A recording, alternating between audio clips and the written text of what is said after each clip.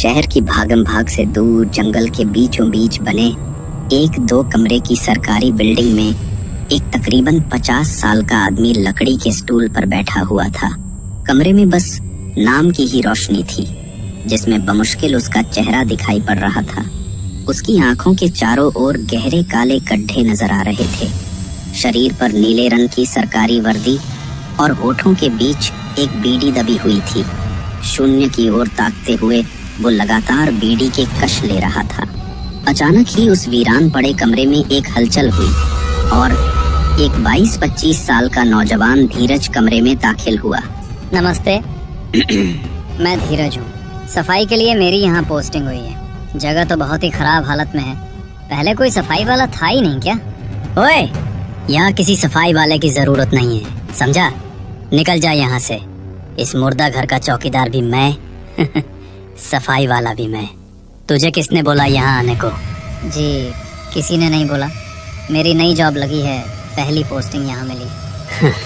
सरकार को इस मुर्दा घर की कब याद आती है? महीनों तक इन लाशों की सुध नहीं लेते।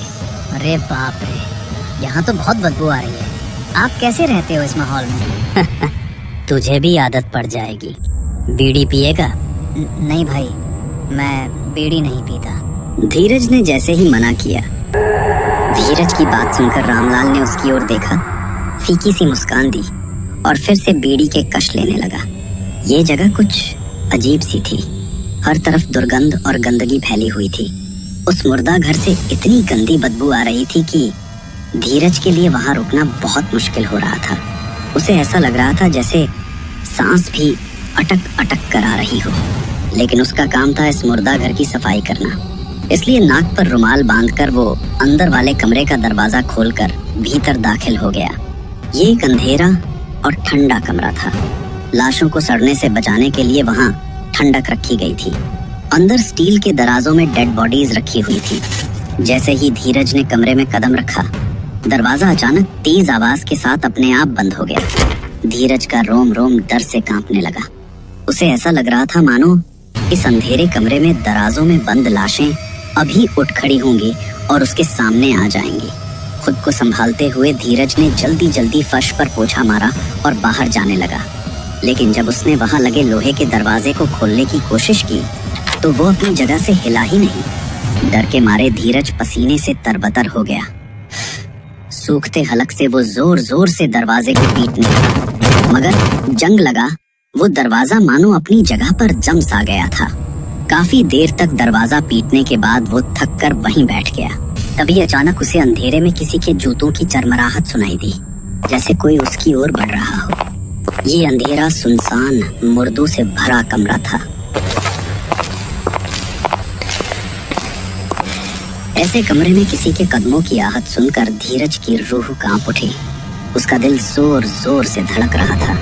हिम्मत करके उसने हाथ में पकड़ी टॉर्च ऑन की और चारों ओर रोशनी घुमाई। कमरे में कोई नहीं था और वो जूतों की आवाज भी अचानक बंद हो गई। धीरज ने गहरी सांस ली, लेकिन जैसे ही टॉर्च बंद की, ऊपर की दराज में से एक लाश धम से उसके सामने आ गिरी। धीरज के मुंह से जोरदार चीख निकली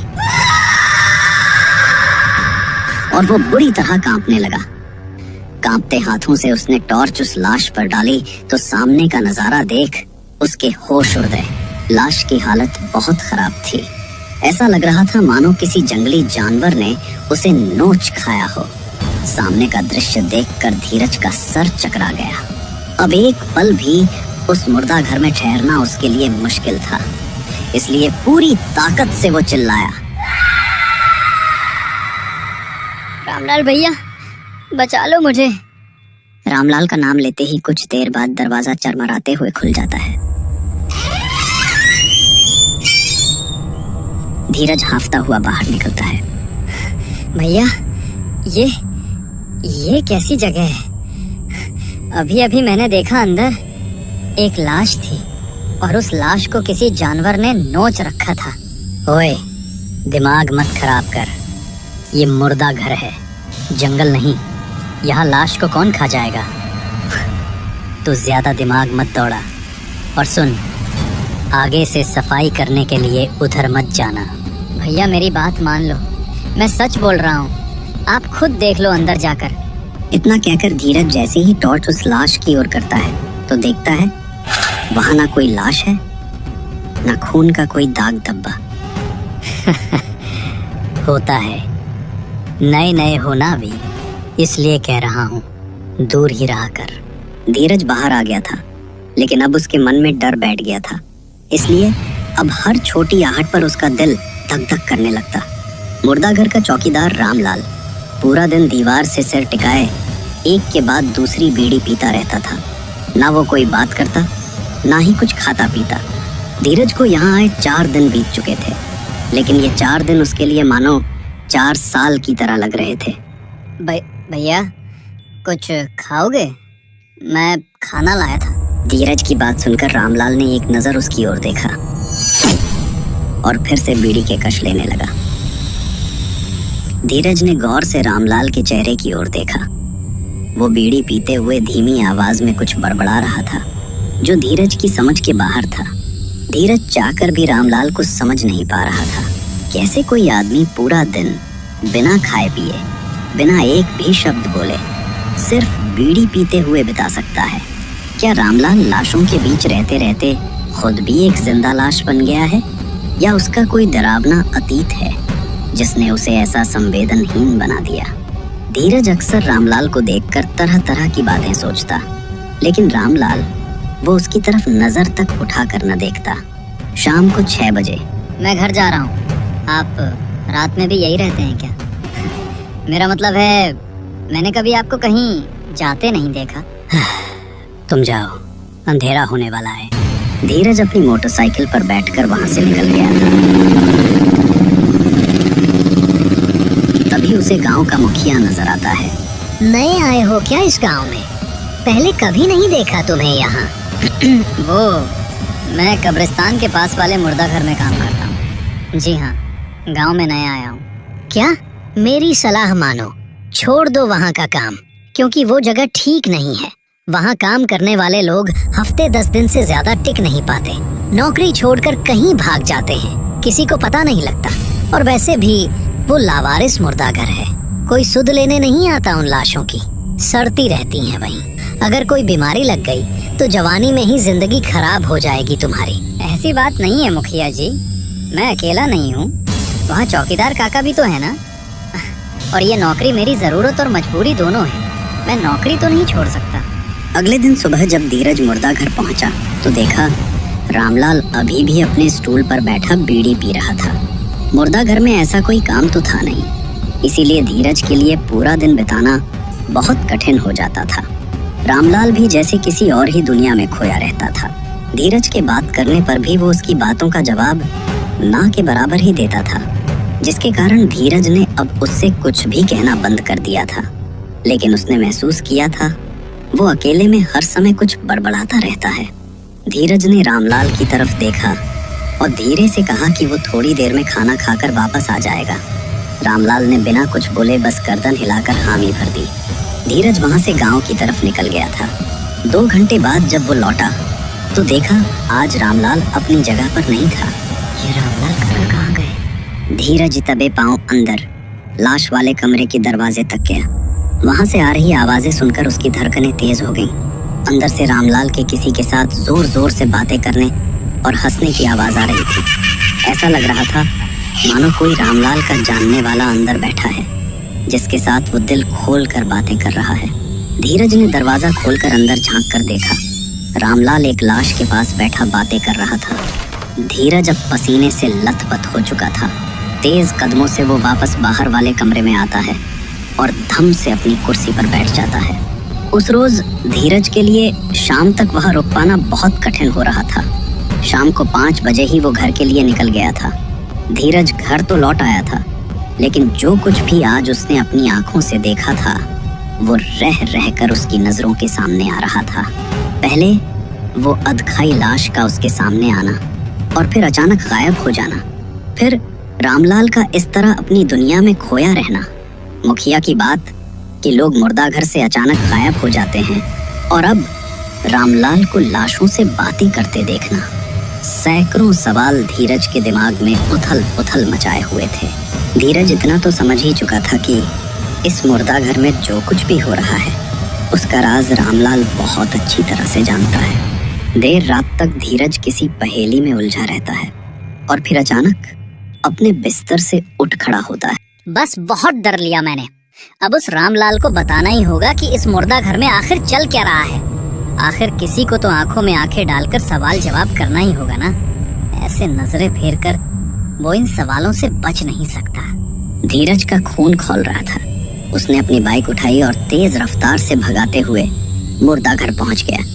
वहां पहुंचकर धीरज ने देखा कि आमतौर पर मुर्दा घर में धीमी धीमी से जलने वाली ट्यूबलाइट भी इस समय बंद थी। पूरे मुर्दा घर में सन्नाटा छाया हुआ था। धीरज ने अपने मोबाइल की टॉर्च ऑन की तो देखा रामलाल का कहीं कोई आता पता नहीं था।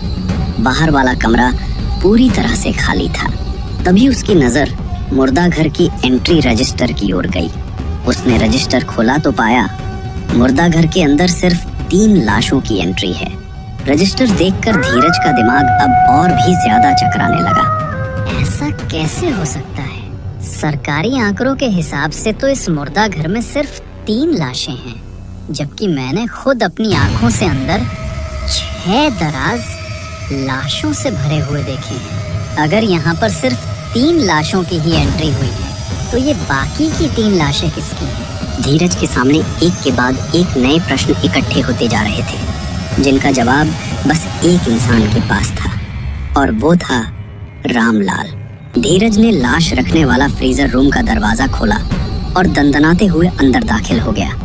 अंधेरे में उसे एक इंसान जमीन पर बैठा नजर आया। धीरज ने टॉर्च जलाकर रोशनी की तो जो सामने देखा उसने उसके होश उड़ा दिए। रामलाल जमीन पर रखी हुई एक लाश को किसी जानवर की तरह नोच नोच कर खा रहा था। उसके नाखून और जबड़े में इंसानी मांस के टुकड़े लगे थे और पूरा मुंह खून से लथपथ था। धीरज को ऐसा महसूस हुआ जैसे उसने किसी शिकारी जानवर को देख लिया हो। धीरज को वहां आया देख रामलाल गुस्से में उसकी तरफ मुड़कर देखता है और फिर किसी नरभक्षी जानवर की तरह डरावनी हंसी हंसते हुए उसकी ओर बढ़ने लगता है। धीरज रामलाल से बचने की कोशिश में एक अलमारी से जा टकराता है और तभी उस दराज में रखी लाश बाहर निकल आती है। लेकिन इस बार लाश का चेहरा देखकर धीरज के होश उड़ गए थे। ये लाश किसी और की नहीं बल्कि रामलाल की ही थी। उसकी बंद आंखें, खुले सफेद होंठ और फटा हुआ माथा उसे बहुत डरावना दिखा रहा था। इसका मतलब रामलाल, जिस रामलाल के साथ मैं इतने दिन से रह रहा हूँ, वो एक मुर्दा था। ये बात मन में आते ही धीरज को जोरदार चक्कर आया और वो वहीं गिर पड़ा। अगले दिन सुबह धीरज ने आम दिन की तरह मुर्दा घर में झाड़ू लगाई और फिर जाकर रामलाल के स्टूल पर बैठ गया। उसके चेहरे पर आज एक अलग सा सन्नाटा था। आंखें बिल्कुल शांत, निर्जीव, पत्थर जैसी। स्टूल पर बैठा वो एक के बाद एक बीड़ी के कश लेने लगा। कुछ दिन बाद, कोई है? मैं इधर का नया सफाई वाला। राजेश की आवाज सुनकर अंदर एक लाश को खा रहे धीरज ने अपना चेहरा साफ किया और फिर किसी जिंदा लाश की तरह आकर अपने स्टूल पर बैठ गया। ये बदबू कैसी आ रही है? इधर कोई साफ सफाई नहीं करता क्या? धीरे धीरे पता लग जाएगा। धीरज अपने नाखूनों में लगे मांस को मुंह में डालकर डरावनी तरीके से मुस्कुराता है।